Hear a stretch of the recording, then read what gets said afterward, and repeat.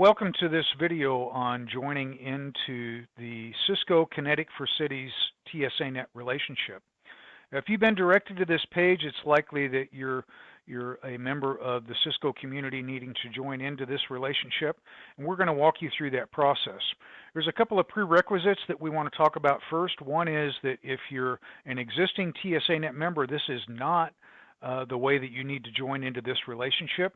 You can get a hold of membership at tsanet.org, and we will manually onboard you into this relationship.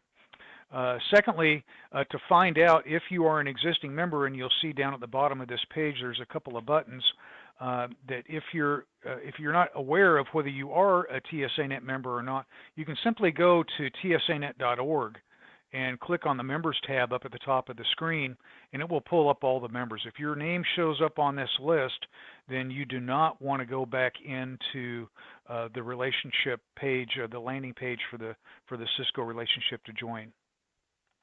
Now, the other piece that we want to cover is if you're using this to get into the relationship, meaning you're not a TSANet member, I want you to direct your attention over here to this required information link. What that's going to do is open up a document.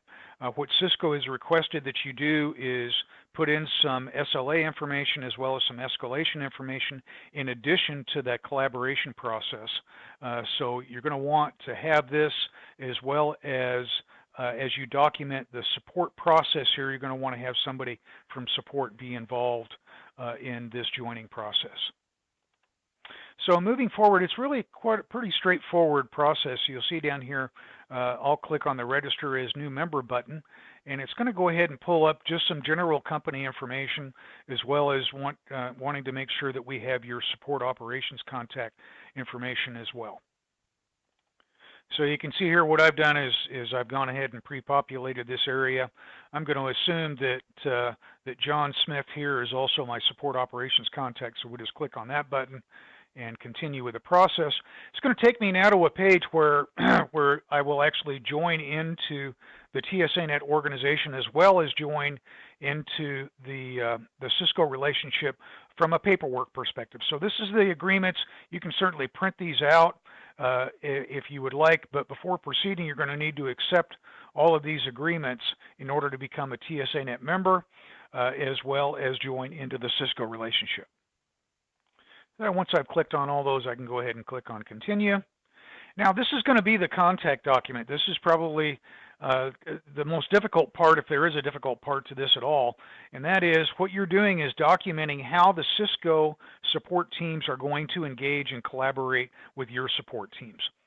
So what you see down here, this is a contact document, and down at the bottom of the screen is going to be the preview section of that. So as I fill this contact document out, what I'm going to be able to do is see how I'm populating that, and then obviously save the document. So we're going to start up here at the top, and under the description, I'll just put in inbound process for Cisco, and I'll click on support hours. You can see it's already defaulted to 24/7.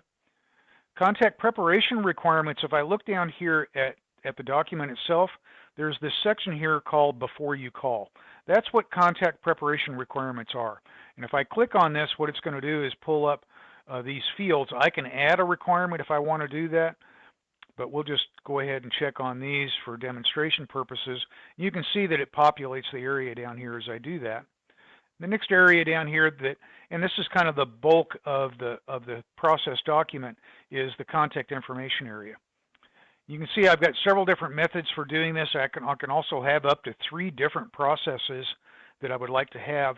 This is also that area where Cisco has requested you put in some specific information. We'll talk about that in just a second. So I'm going to go ahead and put in contact process. And then you can see here, for the most part, it's really just blank fields and open text area that will allow you to come in and put information in. So what I'm going to want to do in this basic contact instruction area is give information about how the Cisco team is going to engage your team, whether that be via email, whether it be calling a phone number.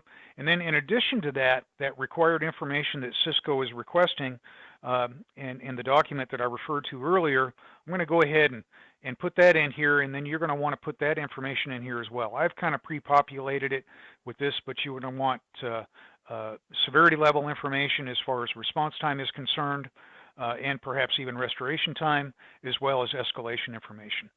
So this was an example that we had at the very beginning of the document. You're going to want to put that in. And if I want to see how this is going to look, I can go down here to the preview section.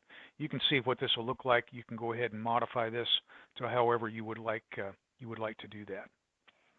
The last information area down here is going to be special escalation instructions. I'll go ahead and tell you, you must put something in all of these areas in order to continue with this document. So I'm going to click on special escalation instructions, and what you want to put in this area is going to be typically a person or a process that leads to a person that someone knows what TSANet is. This is going to be used if, for example, something didn't work and you need to escalate this call to someone within the support organization. And you can see I've just put something in here that will get the call into a escalation manager that's on duty. I'll go ahead and click continue, and then I'll say leave this screen. And that's going to take you to this page right here, which means you're basically done. Now, what will happen is an email will be sent to TSANet. We'll go ahead and work with CIsco, make sure everything is okay. An email will also be sent to CIsco. Once they give their approval on this, we'll go ahead and click a button. That will take you live into the relationship. You'll be sent your credentials, allowing you to get into the relationship and contact CIsco, as well as you'll show up on the CIsco side and being able to, for them to be able to engage and collaborate with you. If you've got any questions about the relationship, how you can more utilize TSANet, please get a hold of membership at tsanet.org. We'll be more than happy to talk to you about it. Thanks for watching.